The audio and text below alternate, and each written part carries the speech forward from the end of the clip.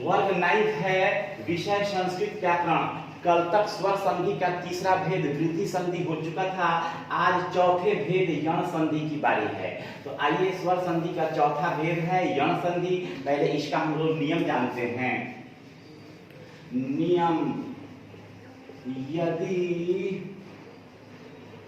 ह्रस्व या दीर्घ ई उ री लृ, ई ह्रस्व ई हो या दीर्घ ई हो, उ में आइए ह्रस्व उ या दीर्घ उ, री में ह्रस्व री या दीर्घ री, लृ लृ अकेला होता है, इसका पेयर नहीं होता है। यदि ह्रस्व या दीर्घ ई उ री लृ के बाद कोई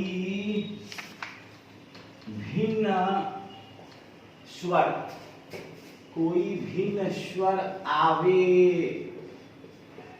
तो ई का यह हलंत, उ का वह हलंत, री का रह हलंत और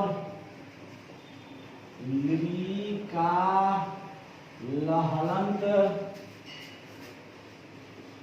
हो जाता है। यदि ह्रस्व या दीर्घ ई उ री लृ के बाद कोई भिन्न स्वर आवे तो ई का यह हलंत, उ का वह हलंत, री का र हलंत और लृ का ल हलंत हो जाता है। अब बारी बारी से हम लोग इसको देखते हैं। कौन नंबर में कहता है कि किसी भी ई के बाद भिन्न स्वर, तो ई के बाद भिन्न स्वर अगर आवे, ई के बाद अगर भिन्न स्वर आवे तो ई के लिए भिन्न क्या है? ई के बाद अगर ह्रस्व ई या दीर्घ ई के बाद अगर ई जाति का आ जाता है तब तो यह समान स्वर कहलाएगा, है ना। तो ई के बाद दोनों ई नहीं आना चाहिए, दोनों ई को छोड़कर, ई के बाद दोनों ई को छोड़कर टोटल स्वर वर्णों की संख्या 13 है, 13 में से 2 छट गया, अभी आपके पास 11 है। तो ई के बाद दोनों ई को छोड़कर कोई दूसरा भिन्न स्वर आवे तो ई का यह हलंत प्लस जो भिन्न स्वर है वह भिन्न स्वर आता आएगा। अब देखिए अति जोड़ अंतः, देखिए अति, तो पहले अ जोड़ त हसैती, तो त हलंत के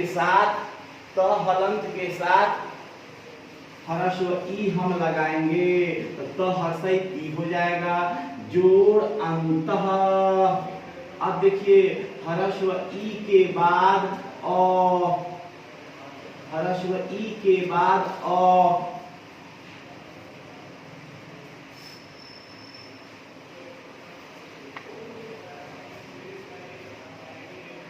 अब देखिए अ त हलंत जोड़ ह्रस्व ई से त हसैती जोड़, इसमें से अ को ले लीजिए, जोड़ आधा नतः को अलग छांट दीजिए। तो यही चेक कर लेना है कि ई के बाद में अगर ई आ गया तब तो समान स्वर हो गया। ई के बाद दोनों ई को छोड़ करके अ आएगा तो भिन्न कहलाएगा, आ आएगा भिन्न कहलाएगा, उ भी आएगा तो भिन्न कहलाएगा। तो अ जोड़ त हलंत जोड़ ई को चेंज कर देंगे य हलंत में, प्लस अ आता रहेगा, जोड़ नतः,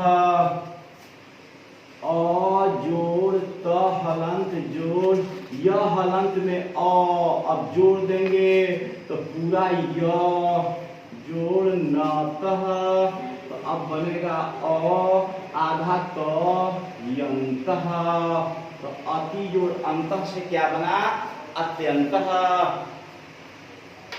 अब देखिए यह क नंबर में ई के साथ हो गया, अब उ के साथ होगा ख नंबर।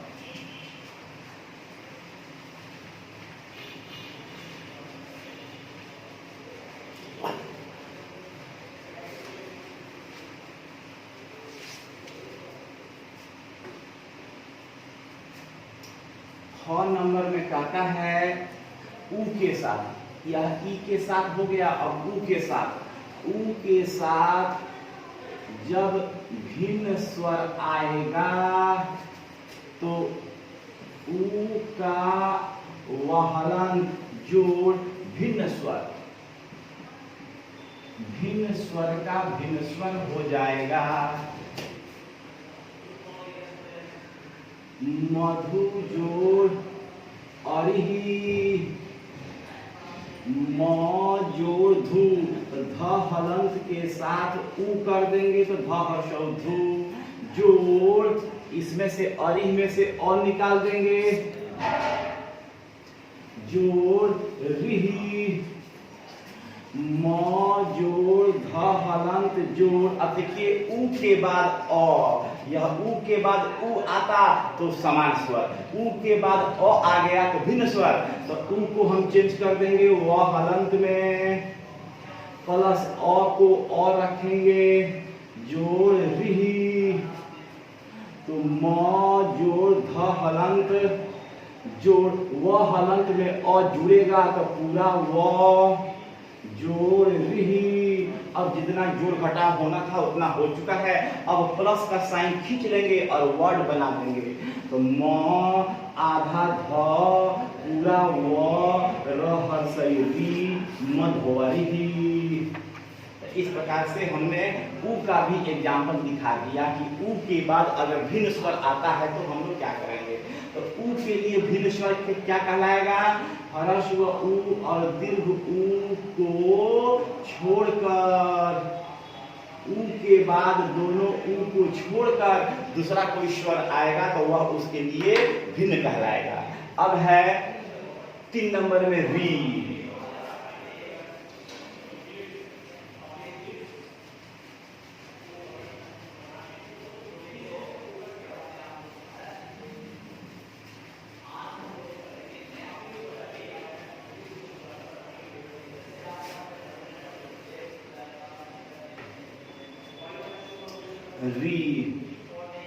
री के बाद ग नंबर, री के बाद भिन्न स्वर आएगा तो री का रहरंग जोड़ भिन्न स्वर का भिन्न स्वर रहेगा। तो री के बाद भिन्न स्वर यानी ह्रस्व री और दीर्घ री को छोड़कर, री के बाद कोई री नहीं आना चाहिए। अगर री के बाद री आ गया तब तो समान स्वर हो गया, हमको चाहिए भिन्न स्वर। अब देखिए मातृ जोड़ अर्थम, मा जोड़ त्री, इसको अलग कीजिए, त हलंत जोड़ री से त्री बना है, जोड़ इसमें से अ को ले लीजिए, जोड़ थ पर रेफ और म हलंत। अब देखिए माँ जोड़ त हलंत जोड़ री, री को चेंज कर देंगे, र हलंत जोड़ अ जोड़ थ पर रेफ और म हलंत। अब देखिए त र अ, यह तीनों मिल करके बनाता है त्र। त हलंत जोड़ र हलंत जोड़ अ से बनता है त्र, तो माँ जोड़ त्र जोड़ थ पर रेफ और म हलंत। अब अंत में लिखेंगे मात्रार्थम, मात्रार्थम। तो हमारा री वाला भी एग्जाम्पल हो गया। अब घ नंबर में हम लोग पढ़ेंगे ली। ली के बाद जब भी कोई भिन्न स्वर आएगा तो ली को ल हलंत में चेंज हम लोग कर देंगे। अब देखिए